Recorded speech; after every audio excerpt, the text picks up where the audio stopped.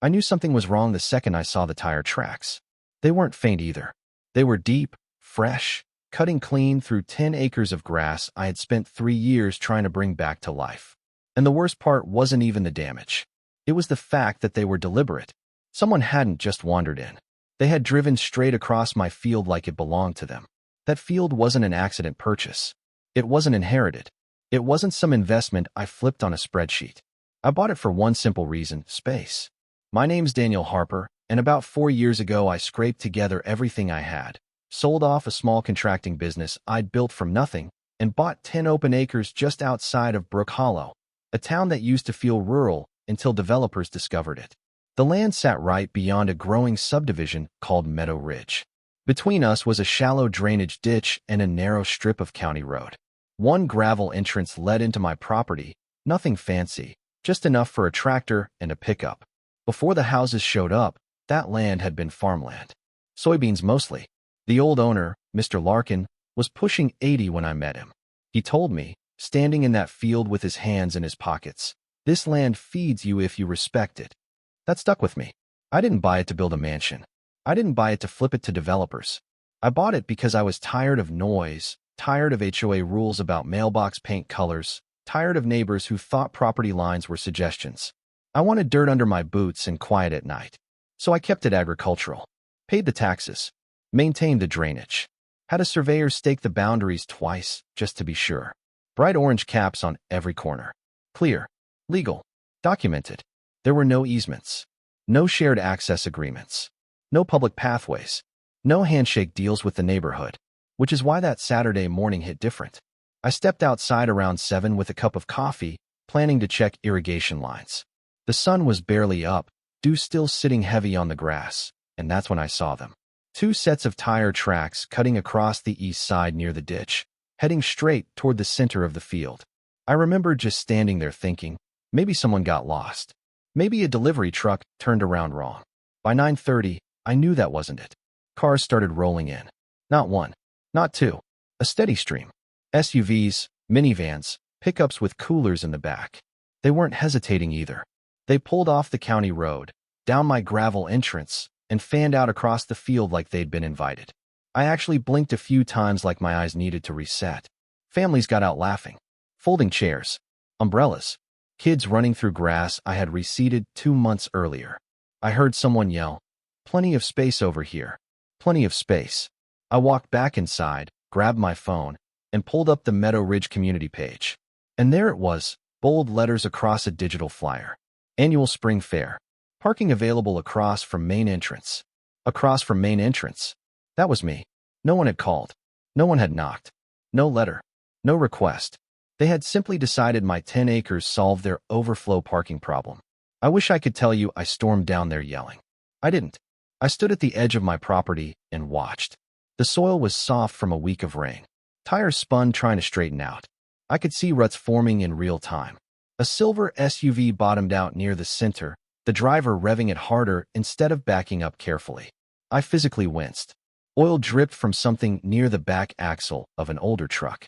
Dark spots against new grass.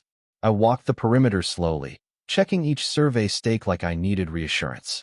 Every single vehicle sat fully past the boundary line. There was no confusion. The drainage ditch was obvious. The stakes were obvious. This wasn't ignorance. It was convenience. Around noon, I finally crossed the ditch and headed toward the entrance of Meadow Ridge where the fair was set up. Bounce houses, food trucks, music playing from a rented speaker system. And right near the temporary welcome tent stood a woman in a blazer, clipboard in hand, directing someone with a walkie-talkie. I'd seen her before at the mailbox cluster when I first moved in down the road. Claire Whitman, president of the HOA. I walked up, waited for her to finish talking, and said, calm as I could, "Excuse me, Claire, we need to talk about the parking situation." She looked at me like she was scanning a grocery list. "Oh, you're the gentleman with the open lot, right?" "Daniel." "It's not a lot," I said. "It's private property." She gave me this polite smile that didn't reach her eyes. "Yes. Well, we're only using it for today.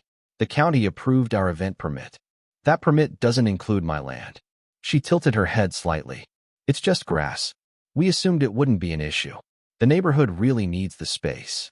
That sentence right there. We assumed. That's when something inside me shifted. You assumed wrong, I said. She sighed, glanced at the growing line of cars on the road. Daniel, we don't have time for this right now. Let's discuss it next week at the board meeting. Next week. While 200 vehicles tore up soil I had spent years restoring, I held her gaze for a second longer than comfortable and said quietly, "This ends today." She smiled again, that same tight smile. "We'll see." I walked back across the ditch with my boots sinking slightly into churned mud, and I knew this wasn't about parking anymore. It was about boundaries, the physical kind, and the kind people think they can step over if you're quiet enough. By late afternoon, most cars were still there. The damage was worse than I'd imagined. Deep ruts like scars across the center field. Compacted soil near the entrance. My chest felt tight, not from anger exactly, but from something heavier. That feeling when you realize someone looked at what you built and decided it didn't matter. I didn't yell. I didn't argue. I went inside and pulled out my deed, my survey, my zoning documents. And that's when I started making calls. By the time the sun dipped low that Saturday, I wasn't angry anymore. Anger burns hot and fast. What I felt was colder than that. Measured. Focused. I had my deed spread out across the kitchen table, the survey map pinned under a coffee mug, zoning paperwork stacked neatly beside it. Agricultural classification. No easements. No shared access. No temporary use allowances. I even pulled the county GIS site up on my laptop just to double-check what I already knew. Everything was clean. Around 6 that evening, I called the county clerk's office and left a detailed message. Then I called the zoning department. Then I called a buddy of mine, Ray Callahan, who runs heavy equipment rentals outside of town. Ray answered on the second ring. "Dan, you sound like you swallowed a nail. What's going on?" I gave him the short version. There was a pause on the line, then a low whistle. "They did what?" "Parked 200 cars on my field." Ray let out a short laugh, not because it was funny, but because sometimes disbelief sounds like that. "You want a lawyer or you want a lesson?" "I want to make sure it never happens again." He didn't hesitate. "I've got 2 Massey Fergusons not booked this weekend. Big boys. You thinking what I'm thinking?" I looked out the kitchen window toward the gravel entrance. It was the only way in. Narrow. Straight. No alternate path unless someone planned to jump a drainage ditch with a minivan.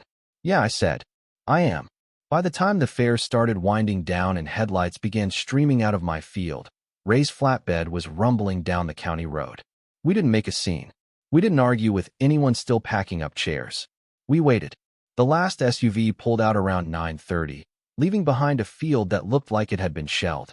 Ruts zigzagging everywhere. Mud churned up in thick waves. A few crushed soda cans half sunk in the dirt. Ray climbed down from his truck and just stood there with his hands on his hips. "Man," he muttered. "They didn't even try to be careful." "No," I said quietly. "They didn't." We positioned the first tractor directly across the gravel entrance, angled slightly, then backed the second one nose to nose with it, locking the front loaders together like 2 steel animals bracing against each other. Their combined weight sank into the soft edge of the soil just enough to settle them in place. Anyone with a regular vehicle would take one look and turn around. We installed reflective markers along the ditch line and left the tractor's running lights on low power, glowing faint red against the dark. It wasn't aggressive. It wasn't dramatic. It was final. Ray clapped me on the shoulder before leaving. "Call me if they get creative." "Oh, I think they will," I said. The next morning I was up before sunrise again. Coffee in hand. Same porch. Different feeling. At 8:30, right on schedule, the first car rolled down the county road.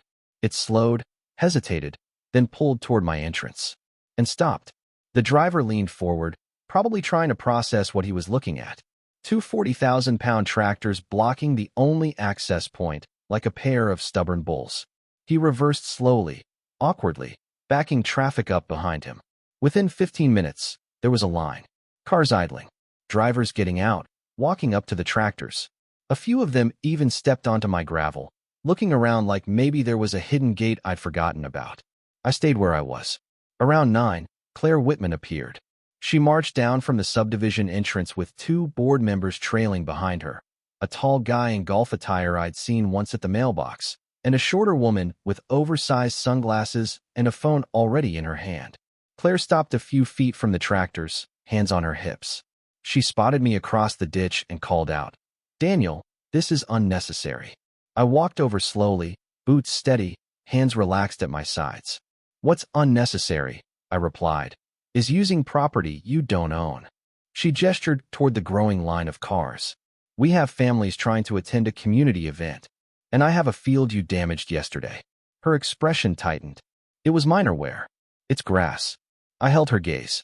It's soil compaction. It's irrigation disruption. It's reseeding. And it's trespassing. The tall guy stepped forward.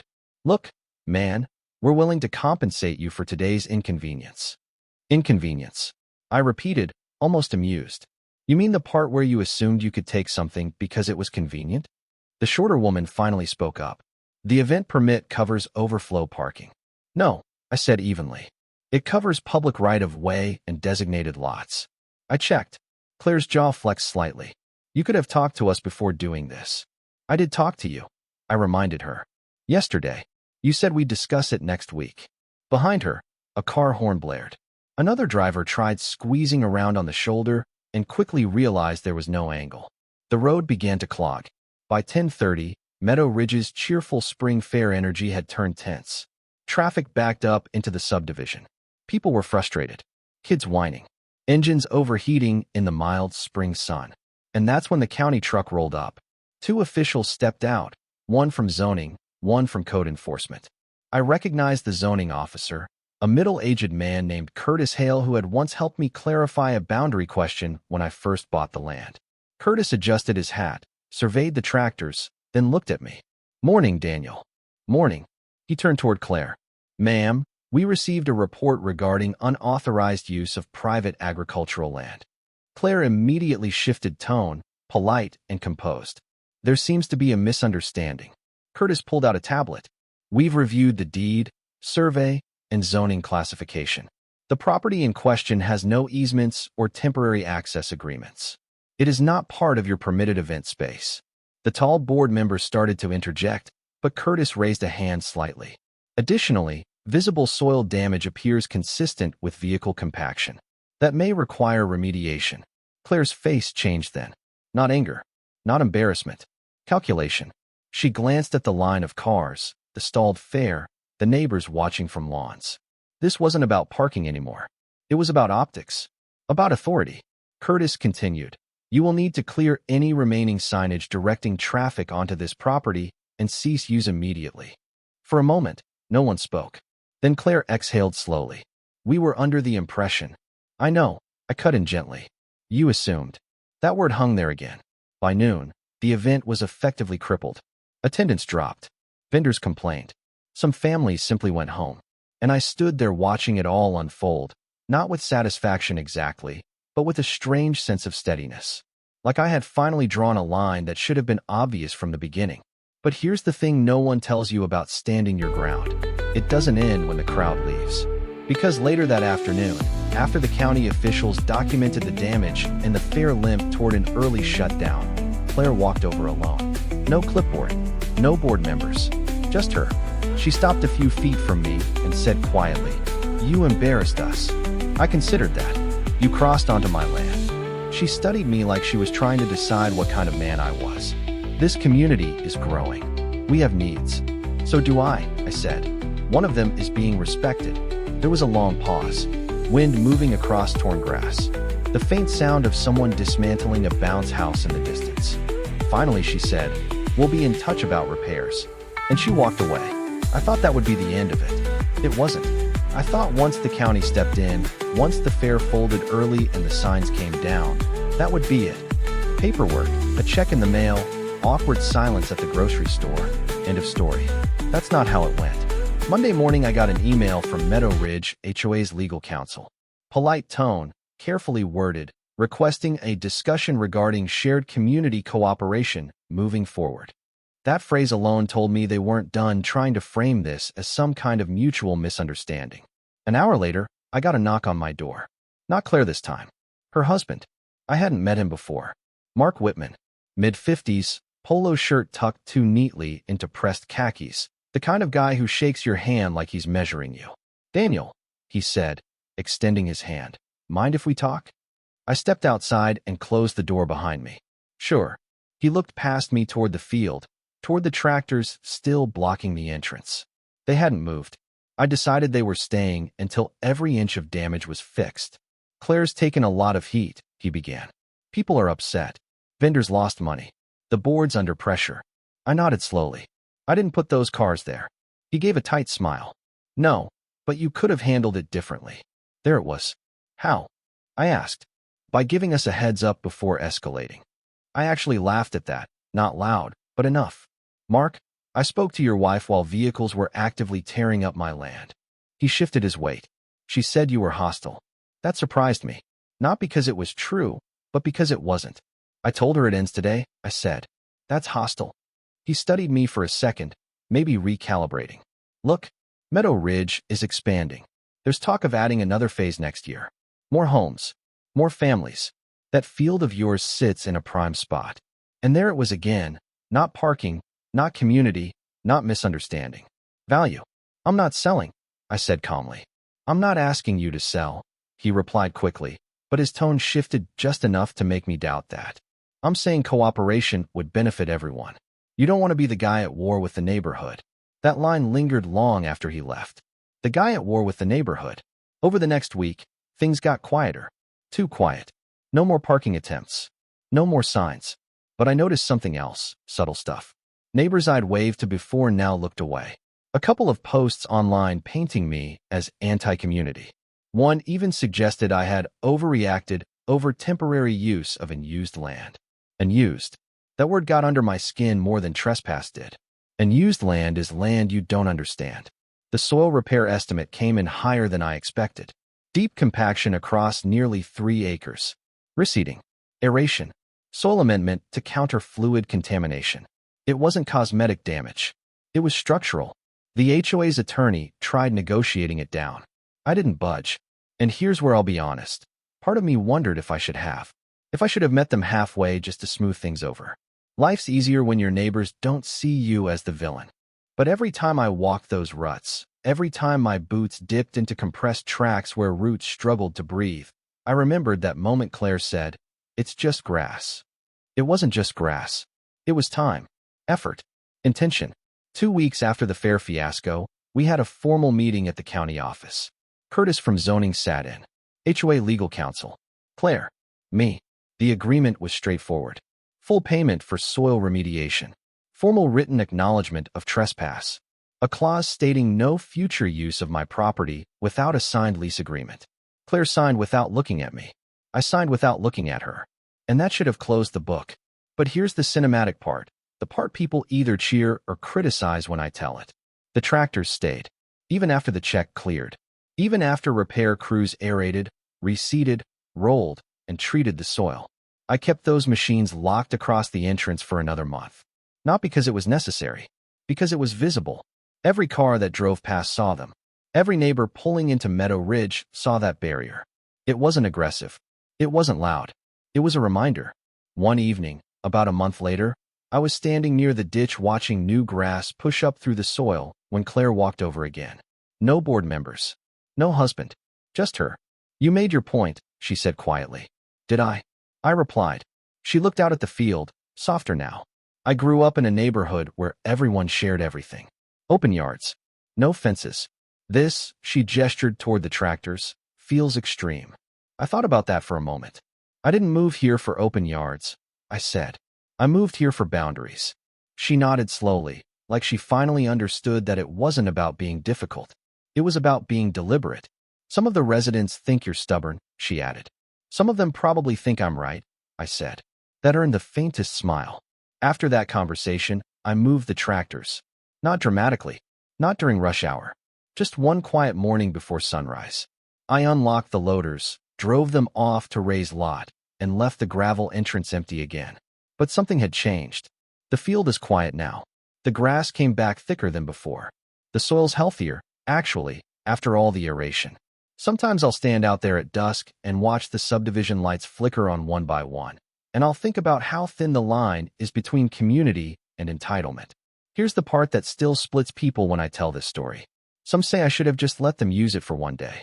That being neighborly matters more than principle. That 10 acres is plenty, and a few tire tracks wouldn't have killed me. Maybe. Others say if you give an inch, you lose the acre.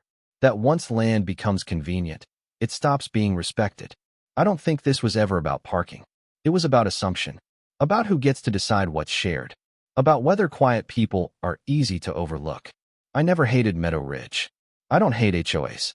I understand growth. I understand community events. But I also understand that private land doesn't become public just because it's open. And maybe that's the bigger lesson. If you don't draw your own lines, someone else will draw them for you. Now I'm curious what you think. Was I too rigid? Should I have handled it differently? Would you have opened your field for the sake of the neighborhood, or locked it down the same way I did? Drop your thoughts in the comments. I read more of them than you'd think, and I'm genuinely interested where you land on this. Community versus boundaries, cooperation versus consent. Because out here, on 10 quiet acres just beyond a growing subdivision, that debate still feels very real.